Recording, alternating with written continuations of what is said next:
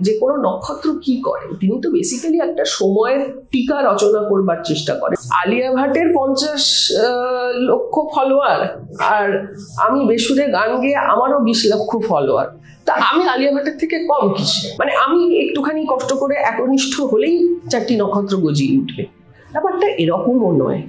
21 শতক এখনো আমাদের হাতে সেই কোনো অপশন দেননি যে একজন 3 বার ভোটে জিতবেন না। নক্ষত্রে কিন্তু একটা পেডেস্টাল লাগে, এবার সেই পেডেস্টালটা যদি ঘেটে যায় তাহলে কিন্তু পুরো সিস্টেমটাই ঘাঁটবে। 20 শতকের সমাজ মন এবং তার সঙ্গে 21 শতকের তফাৎ, এটা এমনই একটা ব্যাপ্ত বিষয় এবং অত্যন্ত জটিল বিষয়, এবং অনেকটাই কি বলবো, ওইভাবে ফয়সালা তো হয় না, কিন্তু ওই আর কি 100 বনাম 25, মানে 21কে তো আমরা এখন অব্দি ঠিক ভালো করে বুঝেই উঠতে পারিনি। তো ফলে সেই বিষয়ে কথা বলাটা এমনি খুবই কঠিন, তার জন্য সত্যিকারের কোনো সোশ্যাল সায়েন্টিস্ট প্রয়োজন। আমি একেবারেই সেটার যোগ্য নই। তবু যখন বলতে হচ্ছে, সেখানে বরং আমার এই 20 এবং 21 এবং সেইখান থেকে আমার মনে হয় সুদেশনাদির বইয়ের 2-1টা ধর্তাই থেকে আমি কথাটা বলা শুরু করতে পারি। হচ্ছে যেহেতু একই প্রতিষ্ঠানে কাজ করবার সুবাদে এই কলামটা যখন বেরোচ্ছিল, তখন তার খানিকটা সাক্ষী তো ছিলামই, তো খুবই আগ্রহ নিয়ে অপেক্ষা করতাম যে প্রত্যেক সপ্তাহে বেরোচ্ছে এক একজনকে নিয়ে, পরের সপ্তাহে কি বেরোয়, এবং খুবই আগ্রহ নিয়ে লেখাগুলো পড়তাম। আমার নিজের ব্যক্তিগতভাবে আমি সব থেকে চমকে গিয়েছিলাম একটি লেখা পড়ে, সেটা হচ্ছে শরতের নিরুপমা। এই বইতে এমন অনেক কে নিয়ে লেখা আছে, ইনফ্যাক্ট যেটা এই বইটার গুরুত্ব অনেক বাড়ায়, যে এমন অনেক মানুষ যাদেরকে আমরা চিনি জানি, কিন্তু তাদের সম্পর্কে খুব বেশি লেখালেখি আমাদের হাতের কাছে সুলভ নয়। তো এরকম অনেক ব্যক্তিত্বকে নিয়ে সুদেশনাদি লিখেছেন, সেটা কিন্তু আমাদের এই বইটা সেদিক থেকে আমাদের কাছে একটা খুব, যাকে 21 শতকীয় করে খানিকটা বলতে হবে, একটা খুব ভালো রেডি রেকর্ডারের কাজ করতে পারে। তো আমি খুব চমকেছিলাম নিরুপমা দেবীকে দেবীকে নিয়ে লেখাটা পড়ে। ওই লেখাতে চিত্রলেখা গুপ্তর বইয়ের কথা অনেকটা আছে, তারপরে ওই লেখাটা থেকে উদ্বুদ্ধ হয়েই আমি সেই চিত্রলেখা গুপ্তর বইটাও কিনি এবং পড়ি। এবং ঠিক যে জায়গা থেকে সুদেশনাদি লেখাটা শুরু করেছিলেন, যে আমরা আশাপূর্ণা দেবীর লেখার সঙ্গে যতটা পরিচিত, ততটা কি পরিচিত নিরুপমা দেবীর লেখা সম্পর্কে? নিরুপমা দেবীর নাম তো আমরা জানি, কিন্তু ওই জানি, হ্যাঁ নিরুপমা দেবীর লেখা থেকে শ্যামলী হয়েছিল বটে, এই অবধি আমাদের মনে আছে। আরো যদি কেউ খুব বাংলা সিনেমার ভক্ত হন, তিনি বলবেন হ্যাঁ আমি তো অন্নপূর্ণার মন্দির দেখেছি বটে, কিন্তু নিরুপমা দেবীকে পড়েছি কজন? আজকে আমি এই যে কজন বললাম, এই বলার মধ্য দিয়েই কিন্তু আমি আবার একটা কি বলবো, একটা টেম্পোরাল প্যারামিটার এনে হাজির করছি। কারণ এইখানে 20 শতক মানে তো 100 বছর। আমি যদি 1930-এর দশকে জন্মাতাম, এই প্রশ্নটা হয়তো তখন উঠতো না। এবং এখনো খুব দুঃখের কথা যে বাজারে কিন্তু নিরুপমা দেবীর লেখা সেইভাবে খুব বেশি পাওয়া যায় না। ঘটনাচক্রে এটা পড়বার পরে আমি খুব পুরনো এডিশনে নিরুপমা দেবীর দিদি উপন্যাসটা জোগাড় করতে পারি, এবং পড়ে মানে একটা বেশ ঘোরের মধ্যে ছিলাম 2-3 দিন। যে এবং তখন আমার ওই কথাটা মনে হয়েছিল যে আমরা আশাপূর্ণা দেবী তো, মানে আশাপূর্ণা দেবীকে তো মানে বাদ দিয়ে কিছু কথা হচ্ছে না, কিন্তু এই যে আশাপূর্ণা দেবী আমাদের এতটাই মানে আমাদের এতটাই ব্যাপ্ত করে রেখেছেন, আমরা এতটাই আচ্ছন্ন হয়ে আছি আশাপূর্ণা দেবীতে, সেখানে আমরা হয়তো অনেকটা ভুলে গেছি নিরুপমা দেবীকে, অনেকটা ভুলে গেছি অনুরূপা দেবীকে, অনেকটা ভুলে গেছি প্রভাবতী দেবী সরস্বতীকে। এই এখন আবার প্রভাবতী দেবী সরস্বতীকে নিয়ে কথা হচ্ছে, তার মহিলা গোয়েন্দা গল্পের নতুন করে কালেকশন বেরিয়েছে ইত্যাদি। তো এইখান থেকে আমার মনে হয় যে এই সুদেশনাদি 20 শতক সম্পর্কে তার যে আশ্চর্য বোধের কথা বলছিলেন, যে আসলে এত মহিরুহ এবং এত এত বেশি প্রতিভাবান মানুষ জন্মেছেন, মানে এই যে বলছি যে আশাপূর্ণা দেবীর ছায়ায় হয়তো নিরুপমা দেবী খানিকটা পিছনে চলে গেছেন। মানে আমি যদি আরো খানিকটা সহজ উদাহরণ দিয়ে বলি, যে ধরা যাক হেমন্ত মুখোপাধ্যায় যদি না থাকতেন তাহলে তো সতীনাথ মুখোপাধ্যায় আরো অনেক বেশি বড় স্টার হতেন, তাই না?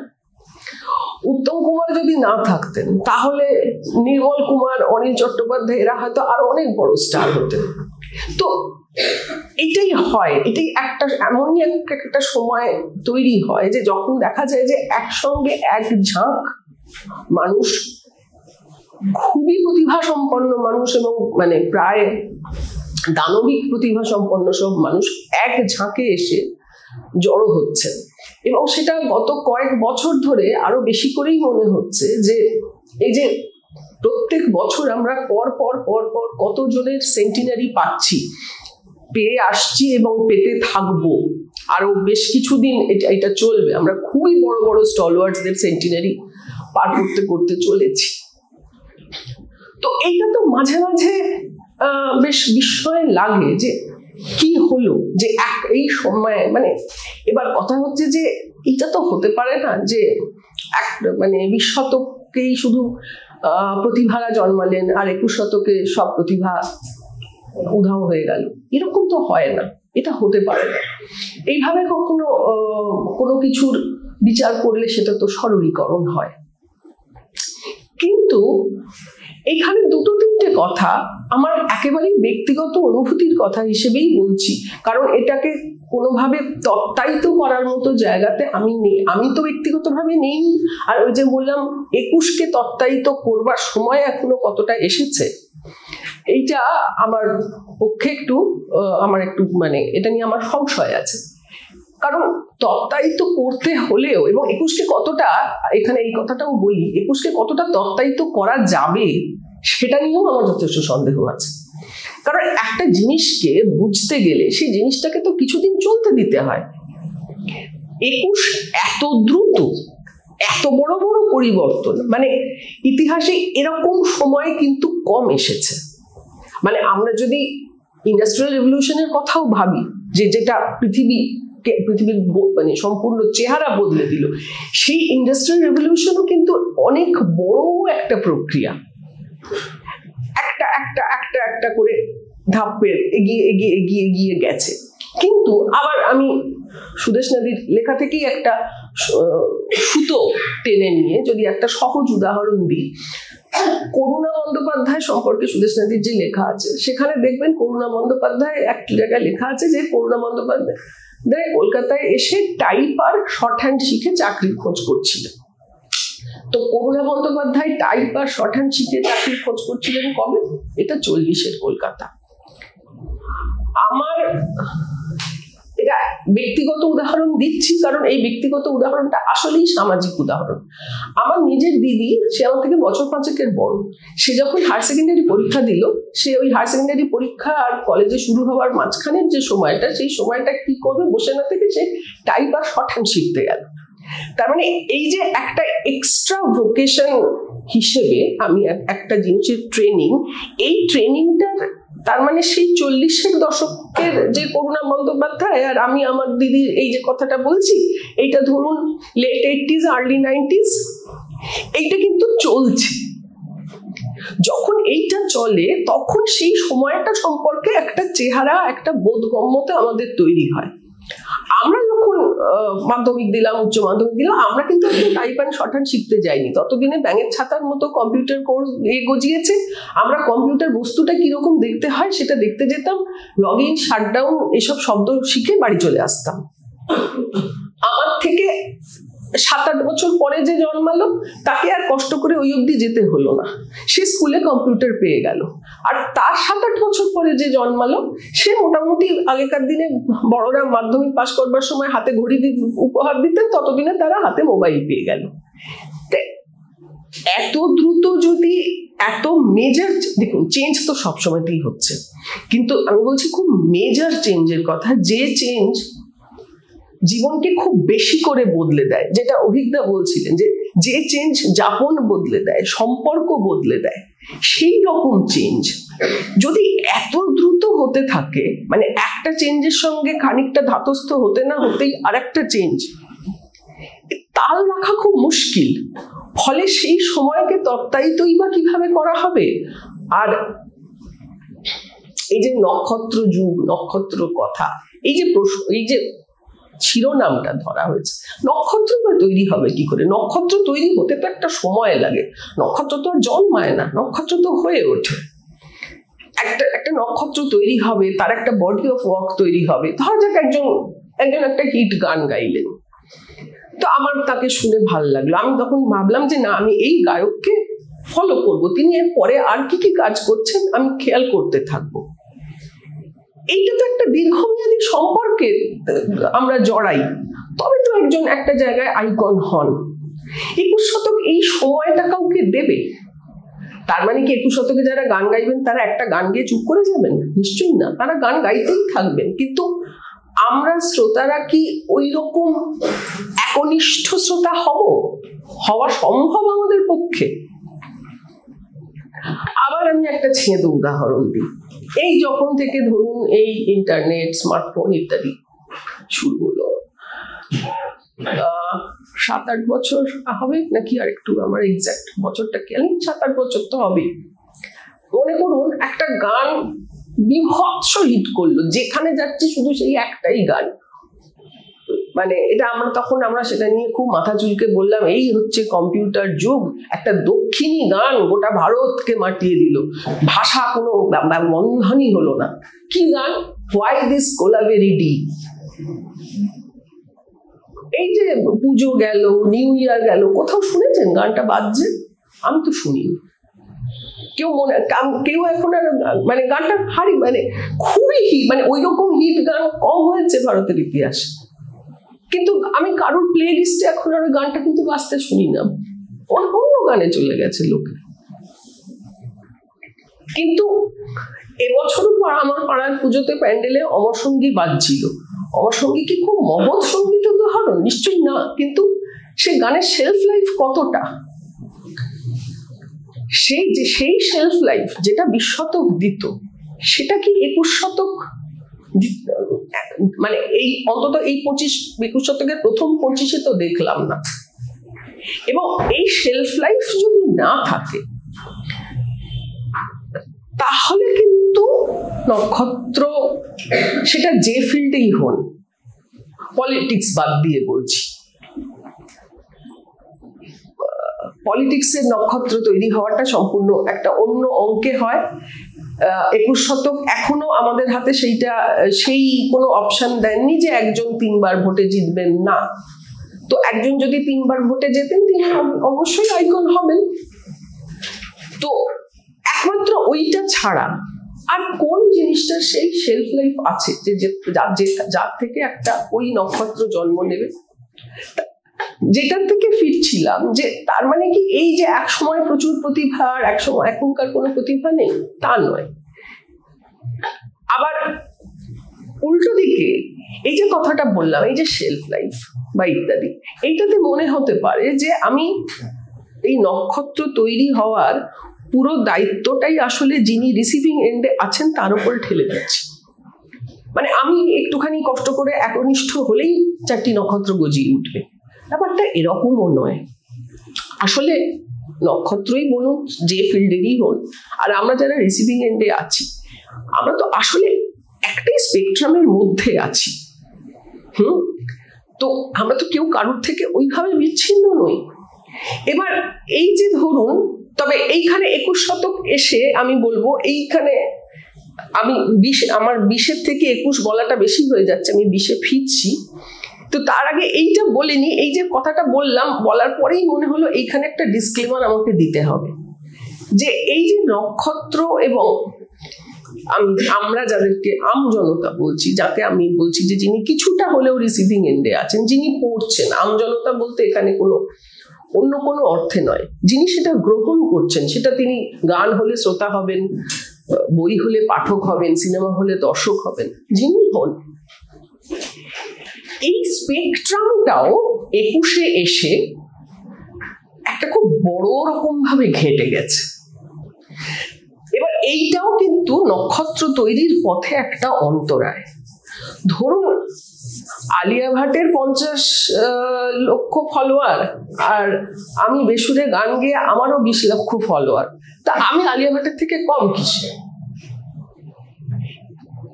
এই নক্ষত্র তো এমন একজন, মানে নক্ষত্রের সঙ্গে কিন্তু একটা দূরত্বের সম্পর্ক আছে। এই দূরত্বটা আমি শুধু ফিজিক্যাল দূরত্ব বলছি না, সেই বহু পঠিত উত্তম কুমারের গল্প নায়ক কেন পেট্রোল পাম্পে দাঁড়াবে, আমি সেই দূরত্বের কথা বলছি না। সেই দূরত্বটাও একটা দূরত্ব, কিন্তু আমি তার থেকেও বেশি করে বলছি একটা শ্রদ্ধা সমীহের দূরত্বের কথা। যে না, আমি অমুককে এই বিষয়ে একজন এক্সপার্ট মানি, আমি অমুকের মতো, আমি মনে করি যে অমুকের মতো লিখতে কবজির জোর লাগে, অমুকের মতো খেলবার ক্ষমতা সবার নেই, অমুকের মতো গান আমি সারা জন্ম চেষ্টা করলে গাইতে পারবো না। এই বোধটা আমার থাকবে, তবে তো আমি কাউকে একটা নিজের আইকন মানবো, নিজের রোল মডেল মানবো। তা আমি যদি নিজেই, এবার সবাই যদি পারফর্মার হই, এবার আমিও গান গাইতে পারি, আমিও রিল বানাতে পারি, কবিও ফেসবুকে কবিতা লিখছেন, আমিও ফেসবুকে কবিতা লিখছি, তাহলে তো আমার আর দরকার নেই, তাহলে তো আর নক্ষত্র আর এর কোনো প্রয়োজন নেই। আমি কিছুই যদি করতে না পারি, আমি 4টি জ্ঞানগর্ভ সমালোচনা লিখতে পারি। মানে আমি প্রত্যেকেই পারফর্মার হওয়া, আমি কিন্তু এখানে কোনো ভ্যালু জাজমেন্ট করছি না, পারফর্মার হওয়ার মধ্যে কোনো নেই, কিন্তু আমি বলছি আগে নক্ষত্রে কিন্তু একটা পেডেস্টাল লাগে। এবার সেই পেডেস্টালটা যদি ঘেটে যায়, তাহলে কিন্তু পুরো সিস্টেমটাই ঘাঁটবে, যেটা ঘেটেছে অলরেডি। মানে এমন হতেই পারে যে যিনি খুব বিখ্যাত গায়ক, আমি সুযোগ পেলে তার থেকে হয়তো খারাপ গাই না, হতেই পারে, এরকম একটা সুযোগ হতেই পারে, কিন্তু আমি বেসুরে গান গেয়ে ভাইরাল হয়ে গিয়ে বিখ্যাত হয়ে গেলাম, এইটা কঠিন জিনিস। এইটা যখন হয় যে আমি বেসুরে গান গাই, সেটাই আমার পুঁজি, তখন বুঝতে হয় যে সমাজ মন এবং সমাজ সম্পর্কে আমি ভ্যালু জাজমেন্টে না গেলেও একটা বড় রকম পরিবর্তন ঘটেছে, যেটাকে আর কিছুতেই আমি 20 শতকীয় যে প্যারামিটার, সেই প্যারামিটারে মাপতে পারছি না বা বিচার করতে পারছি না। 20 শতক মানে তো ততদিনে মোটামুটি ভাবে ক্রমশ আস্তে আস্তে জ্ঞান চর্চার একটা প্রসার ঘটছে। ভারতের মতো যেখানে দেশ, সেখানে তার সঙ্গে তার একটা জাতীয়তাবাদী আন্দোলনের একটা আবহ আছে, তার সঙ্গে একটা সাম্যবাদী আদর্শের জায়গা আছে, দুটো বিশ্বযুদ্ধ ঘটে গেছে, তার একটা বিধ্বংসী অভিঘাত আছে। এই সমস্ত কিছু মিলিয়ে এতগুলো চ্যালেঞ্জ যে সময়টায় ছিল, সেই চ্যালেঞ্জের মধ্যেও কোথাও একটা এই মানে রবীন্দ্রনাথ বলেছেন সভ্যতার সংকট, সভ্যতার ধারণাটাকেই তো বরবাদ করে দেওয়ার কথা বলেননি, সভ্যতা সংকটে পড়েছিল, কিন্তু অসভ্যতার সংকট বলে তো কিছু তৈরি হয়নি। মানে যে চ্যালেঞ্জগুলো হচ্ছে, সেই চ্যালেঞ্জগুলো থেকে যে প্রশ্নগুলো আসছে, সেই প্রশ্নগুলোর থেকে কিন্তু সেই প্রশ্নগুলোকে মোকাবিলা করবার বা বোঝাপড়া করবার যে কোনো ফিল্ডে যে কোনো নক্ষত্র কি করে, তিনি তো বেসিক্যালি একটা সময়ের টিকা রচনা করবার চেষ্টা করেন, যে যার নিজের মতো করে। তো তারা কিন্তু তাদের সময়ের সঙ্গে কথা বলাটা চালিয়ে যেতে তাদের অসুবিধে হয়নি, সময়ের সঙ্গে তাদের সংলাপটা কোথাও বাধাপ্রাপ্ত হয়নি।